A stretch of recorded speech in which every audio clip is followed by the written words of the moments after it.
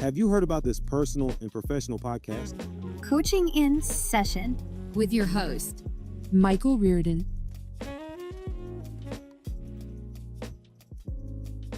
Let me ask you a serious question.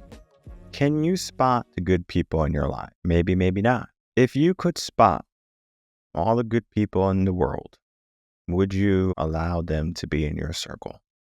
Would you allow them to enter your life because you know that they can help with your vision? Now, your vision doesn't only have to be only about yourself, only about your growth. Typically, when a leader, for example, has a vision for a company, they get everyone on board. They create teams and they make sure that the teams work well with each other. They work toward the vision of the company. Now, the goal of the company might be to make money, right? But the vision is different. The vision is we want to maybe put a computer on everyone's desk or a phone in everyone's hand or a toaster in every kitchen or a car in every driveway. I mean, we can go down the list of what the vision is, right? The goal, of course, for all those things is their the money-making progress and products, but it's not so much only about the money. The vision is pronounced. So we would have to get really good at making sure our vision is also pronounced. Because in a sense, in our own right, we are leaders of our life. Because we can't delegate our life to someone else. And if you feel as if you are doing that right now, it is not truly under anyone else's control, even if you feel so. Maybe you have a wife that's wearing the pants. I'm just throwing it out as an example. And they might feel as if you don't have a say in their relationship or the marriage. And the answer is no, you do. You have a say. Vice versa, right? The husband wears the pants and breadwinner or whatever, and it might feel as if the wife doesn't have any responsibilities or say in the marriage. And no, that's not true either.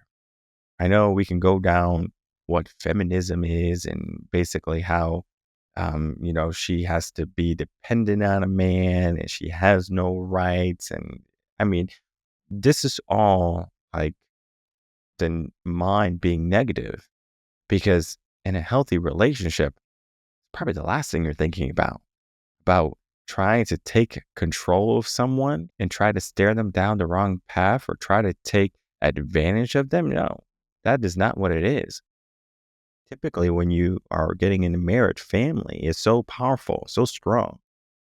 But yet, in America and in other parts of the world too, family is something that is a moment. Even though you're connected by blood for the rest of your life, it's almost like we grew up together. We slept in the same house. We slept in the same beds, maybe sometimes. And, we went on the same trips. And then all of a sudden, you live in your house and I have my own family, and I'll see you for Thanksgiving and for Christmas, maybe. But in places like the Middle East, for example, they don't do what Americans do when it comes to family. They'll keep everyone in the same house.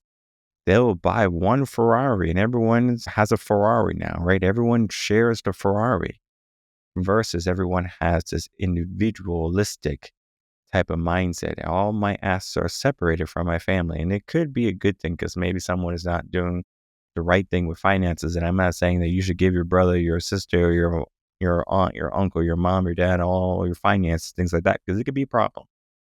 But what I'm saying is instilling the idea of longevity in your relationships, especially if people are in those relationships where you love and you care and you want to see them do good.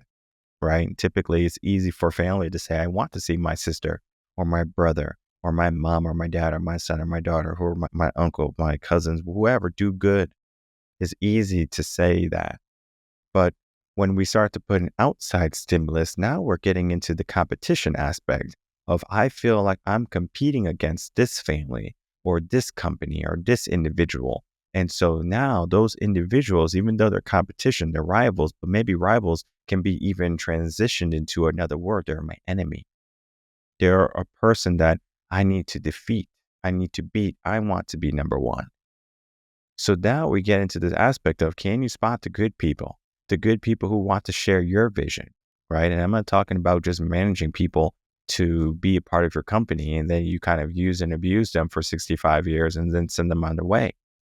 What I'm presenting to you today is that in life, you're going to be presented with this concept of an idea or, focus of company, a village, a tribe, family, whatever you want to consider it, and you build it.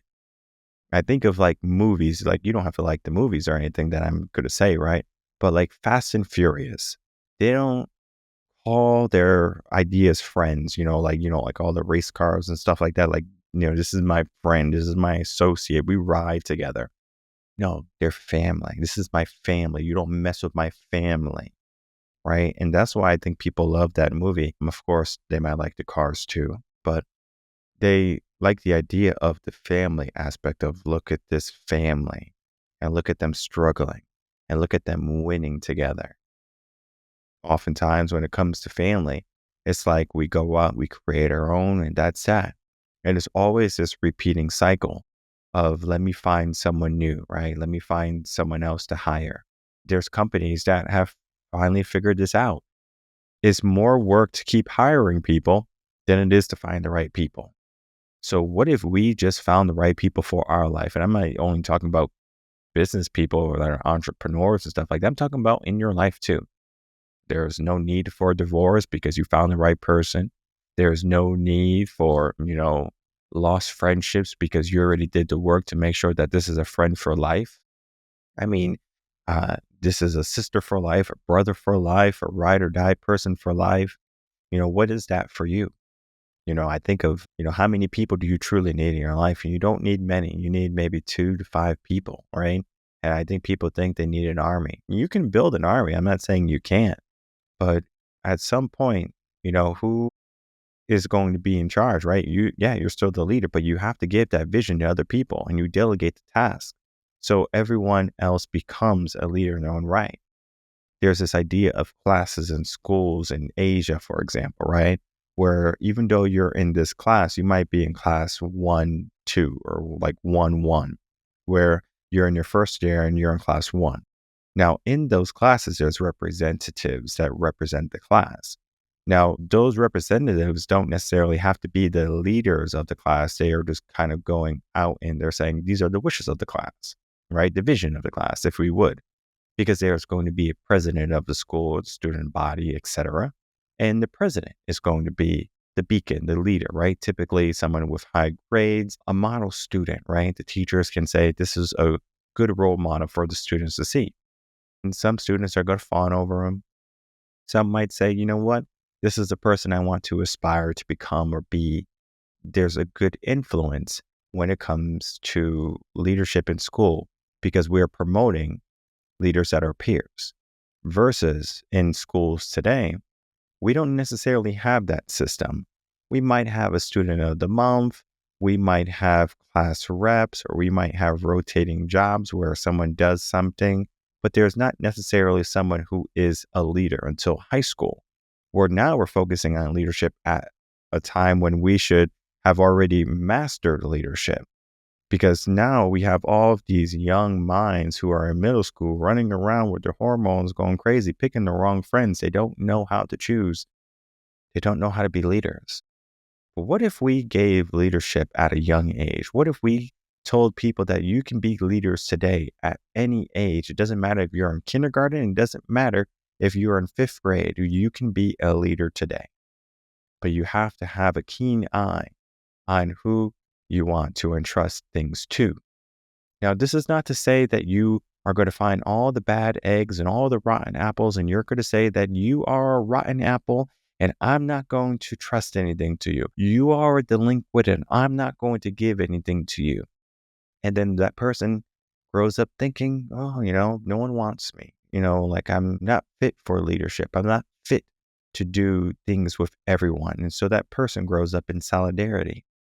And they do things by themselves and they win by themselves. And maybe they live a life by themselves and they're happy. But a true leader is not going to just outcast and leave people behind. The vision is about, let's do this together. because there's always going to be something that someone can do. It doesn't have to be big. It could be small. It could be minute. My kid, for example, he's 2, right? When he wants to come in and help and bring in the groceries, he can't lift heavy things. I can lift all the groceries in one trip, right? I've been training since I was 7 to do that, right? Because why in the world am I going to keep going to this, to the car to get all these groceries when I can do everything in one trip? Now, of course, we had help, all right? My brother would help, my sister would help, and we would all bring in the groceries, and it was nice. It was a fun experience, right? Today, I bring the groceries by myself. Easy, right? Easy peasy. I said, you know what? It's not about what I can just do by myself. It's what I can teach other people to do also for the family dynamic. And so I give them something. I give them something like a bag of salad or something, right? And you can see the focus on that boy's face. Oh my God. Oh my goodness. It's like, all right, I have a mission, right? Men need missions. We need a mission in life. What is your mission as a man? And I'm not talking about to go out and sleep with a bunch of women and to go out and to, drive fast cars and to be like Andrew Tate or something and have all these exotic cars and private jets and stuff like that. I'm not saying you need to be that type of man. You could be whatever type of man you want. You could be a God-fearing man. You could be a man who is a company man. You could be a family man. It doesn't matter what type of man you are, as long as you man up and be the man that you want to become. Don't just fall into your circumstance. Who do you want to keep around you? Would you want someone who is, not confident around you all the time? Would you want someone who is extremely negative around you all the time? I don't want to get into finances, but would you want someone who's always around you borrowing money all the time?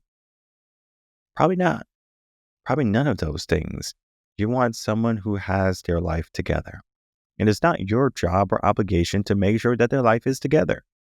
You don't have to make sure that everyone in your circle and everyone in your life is set, right? But what I will say is, when people, they come to me, hey, Mike, can I get some money? Or, hey, Mike, can you take care of me? And I say, well, I'm not going to take care of you. You can take care of yourself, right? We all have, an opportunity here, right? You can make something of the opportunity or you cannot make something of the opportunity. The opportunity is life we're living, right? You can listen to this podcast. You can do something about this. You can take notes. You can turn it off if you really wanted to. But there is something in this episode that you're going to find is going to spark something that's going to change your life. We need to start to see what we are envisioning for ourselves. And we have to have people that come on board. So people, they come, they say, hey, I want this. I say, I'll give you an opportunity. I can give you a job. Tell me your skills. Maybe they don't have any skills. Just tell me your passion. Maybe they don't have any passions. Just tell me your purpose. Is it just to exist? Is it just to make enough so you can go out and maybe buy a 6-pack at the end of the week and so you can forget what type of week you had? I don't need those type of people. I need someone who wants to make a change, who wants to make a difference. And I find so many people going through on the podcast with guests that I resonate with, of course. And you can tell which episodes those are, of course, because the conversation is so real. There's no realer conversation. Of course, you can go to the podcast, like a Red Pill podcast, and they're a lot of fun. And you can go to a podcast where it's an echo chamber and sure, yeah, you resonate with them.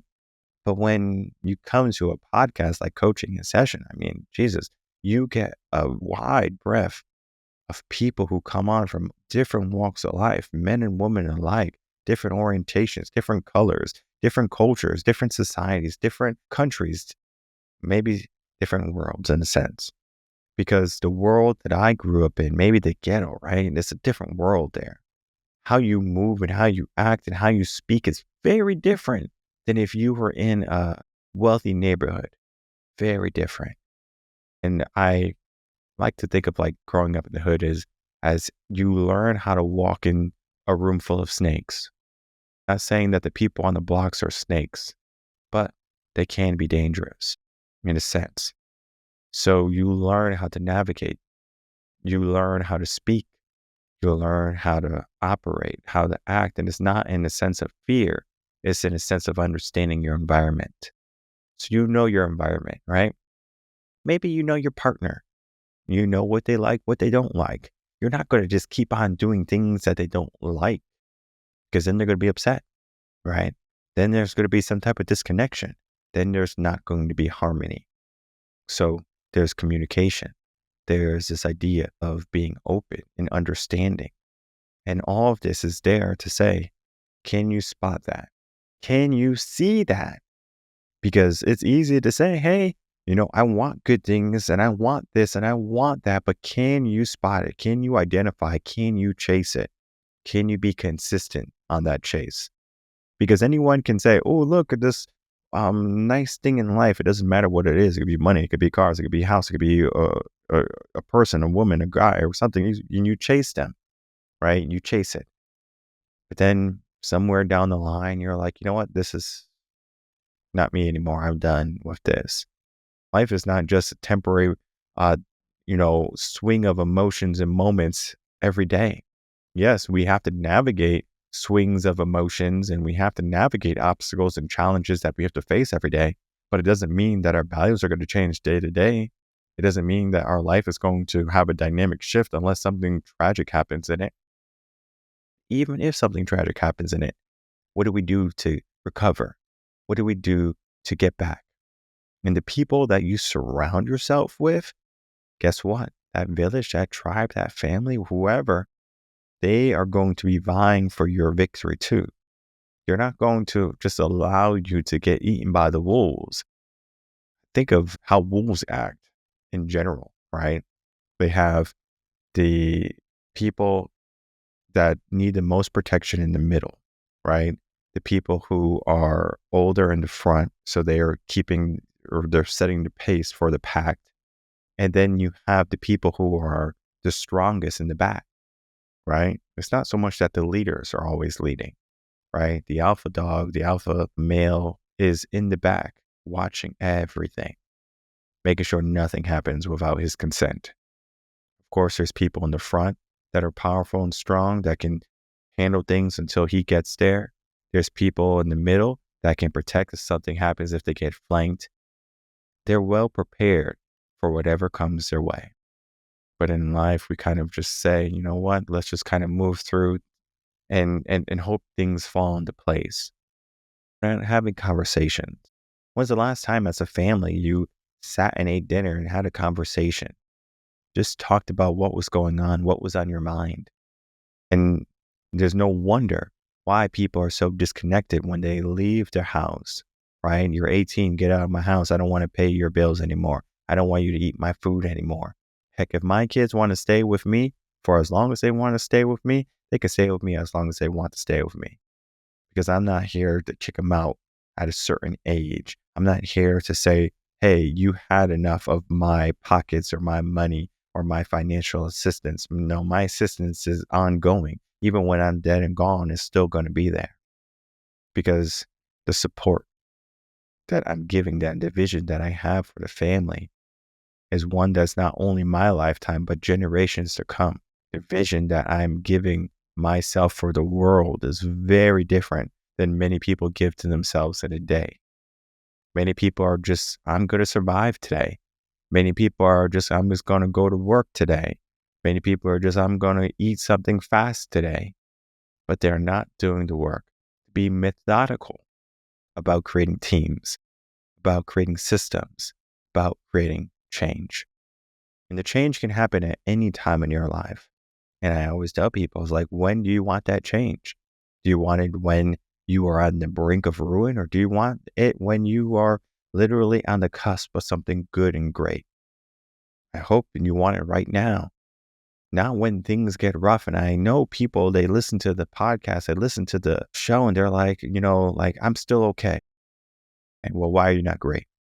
Why are you not amazing? Why are you not fantastic? Why are you not killing it every single day? There's many aspects to that, right? Of course, if you have a business, we look at it that way. We have a family, we look at it that way. If you are looking for personal growth, we look at it that way. If you're trying to get in relationships, or you have young minds, young learners, young children, and you're trying to help navigate what's going on in their life and your life at the same time. You need help. You need some assistance. It's a village. It's a tribe. It's a family. You get to decide who you want around you. And so the question is, can you spot the good people in your life? Can you spot good people that are going to help enhance not only you, but the ones around you? Whether you're a company, Fortune 500 company, it doesn't matter. Can you bring in the people that are going to help invigorate and inspire and help people in the company realize the vision once more? Because what I find with companies that fail is that the vision wasn't clear. It's that the people that worked in the company didn't understand the vision. They were never told the vision. They were just asked, show me your resume, tell me your experience. What can you do for me? Rather than this vision is something that we're creating for the world. How can you be a part of that? That's a serious question. If you're a business owner, talk about that. Figure out if they can be a part of that vision. Ask them, are you going to be committed? Are you going to be consistent? Because consistency, especially here with the podcast, 100% important. I tell everyone I hire, consistency. I don't care about results yet. I care about, can you be consistent? Because consistency with the right direction is going to lead to the results. But yet many people, they can't even be consistent. There's something that happens or something that falls through. Life happens. Why did you not prepare for life to happen to you or to the event or whatever it be? Many people, they blame a circumstance. I was late because of traffic. I was late because of a flat tire. I was late because I didn't prepare properly. The ownership on our life is on us. So we need to get very clear on who we're allowing in our life and what we're allowing in our mind. All of these things are components to our success. Now, success is going to be a personal thing, right? Success is going to be derived on what you feel as, is going to be the pinnacle of your existence, right? And of course, success can be repeated. It could be modified. It could be changed. It could be adjusted. It could be increased. It's not something that's going to be definitive and that's going to be set in stone. It's going to be something that's tangible, that you can touch. It's going to be something that you can see, that you can feel, that you can envision, whatever it is, because maybe the idea of it is something that you're like, all right, this is what success is for me. Maybe you get it and you don't feel successful, then success wasn't there. When you feel successful, you will feel it. Or when you get success, you will know it. The question of success, and typically family comes up. They say family is success.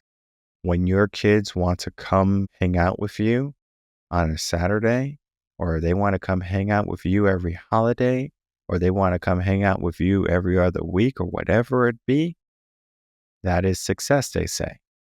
Versus, oh yeah, success is all my car collection, all my trips in the world, because at some point that becomes porous. It becomes things that are meaningless. Like you go on vacation. How many times can you go on vacation to the same spot before you get bored of it? There's so many wonderful places in the world. Of course, you can keep on going on vacations and trying new things. And it's so funny because my wife, when we go somewhere new, she's like, oh, I want to come back. It was kind of just a joke. I go, there's so many places in the world that we can definitely come back. But then, there's other places that are waiting for us too.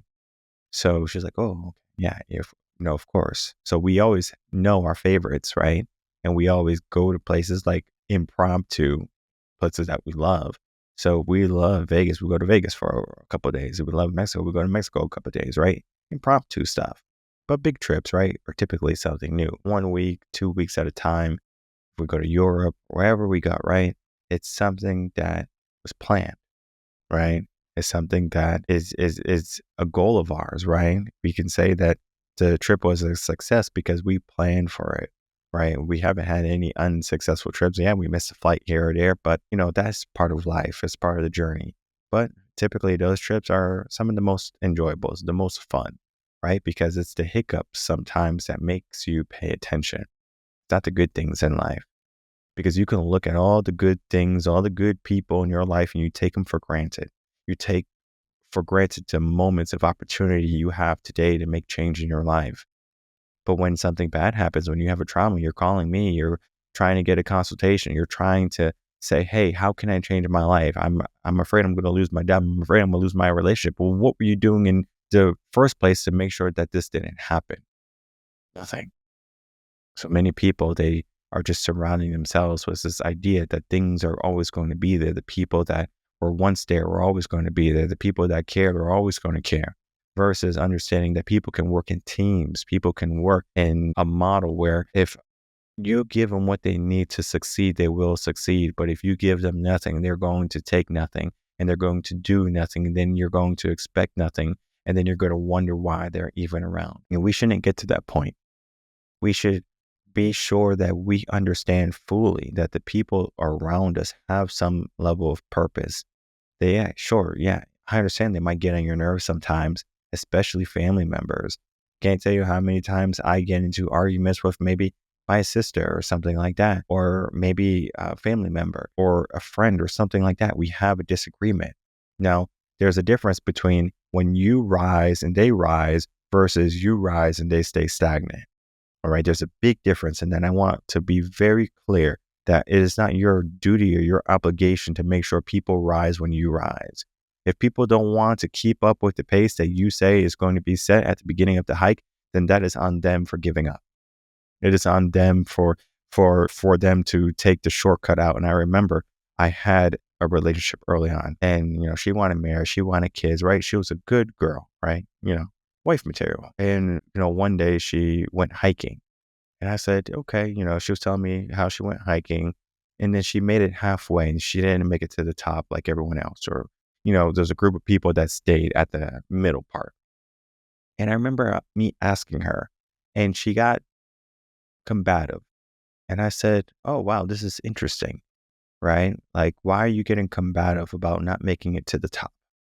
Even though that might be insignificant to many individuals listening or just people in general, it screams, pay attention to me. Because if you give up halfway on a hike and the hike is the top, right? It wasn't the halfway point. What would that be in marriage? What would that be in the commitment of vows? What would that be in the idea of friendship, right? Are you going to quit when the going gets tough? Are you going to stop when you get tired? I didn't want someone like that. I didn't need someone like that. I can spot people, or I still can. I can spot people who are going to do things on their own accord, and they won't do things past it. Of course, there's going to be compromise. I understand, right? But to be combative also shows there's something else going on. There's something that they're not showing me. True personality. You get really good at identifying people when you're in a position of leadership. You get really good at understanding people and seeing people when you pay attention to life. Learn about humans, right? Learn about the psychology of the brain, and you can start to see who should be in your circle and who should be out of it. Because there's that famous saying, if you show me your friends, your 10 friends or whatever, I'll show you your future. Or if you hang around 9 broke people, you're going to be the 10th. If you hang around 9 rich people, you're going to be the 10th. All of these things are going to be related to people you keep around you. So of course, yes, you might keep your family around you. Maybe there's somebody in your family who, even though you would love to bring along on that journey, maybe they're just not able to do it. They don't want to bring in the commitment for that journey, and that's perfectly fine. It's their life to live. It is not your duty or obligation to make sure that people keep up. So you find and you spot the people and you build the teams, and from there, you're going to start to see everything in your life transcend. Now, of course, there might be hiccups, there might be ups and downs, there could be a lot of uncertainty along the way. But if you find the true people in your life that inspire you, that give you the momentum, that give you the hope, that give you the effort, you can create something good. And if you can create something that is a strong vision for not only yourself, but for everyone else around you, then we can get into that conversation of what success is and what greatness truly means. Because greatness or winning without anyone else is like being at the top, right? They say it's lonely at the top. Because greatness or winning by yourself is great, but winning together or as a team is paramount. So find the team, find the people, find the influences, the mentors, the guys, the coaches, all the people that might be able to change your life. I do my best to bring them on here in Coaching in Session. Of course, stay tuned to see more wonderful episodes. You can always email me if you're looking for a specific episode. I remember all the guests that come on. If you say, hey, I'm looking for this type of episode, I can put you in the right direction very quickly. I can say, listen to this episode, reach out to this person. Now, of course, it might be remote because, of course, the coaches are all around the world. They might not just be here in America. They might not just be in Europe or in the UK or in Austria or in Ukraine or Russia. They could be anywhere in the world. And you just have to be able to get on a Google or a Zoom meeting and say, hey, I'm looking for some help. I'm looking for some guidance. I tuned into your episode and I was inspired by you. From there, you see if it's a good fit. Because when you start to put more good fits in your life and good people in your life and good influences and good mentors, then you start to get the concoction of creating the person that you were destined to be, the person that you can become. It's not so much of let life happen to me and I will naturally become into the person that I was. And it's not that. If you get a bunch of wood and a bunch of stone and a bunch of cement and you throw it in a pile and you say, build a house, it doesn't work that way. You have to build the house yourself. You have to hire people to build the house or whatever it be. You might have the resources. You have the skill. If you have the resources and you have the skill, do you have the time? And if you have the resources, the skill, and the time, do you have the vision of what the home will look like? And when you get all of those put together, then you can finally say, this is what I'm trying to build. And this is life. What life are you trying to build?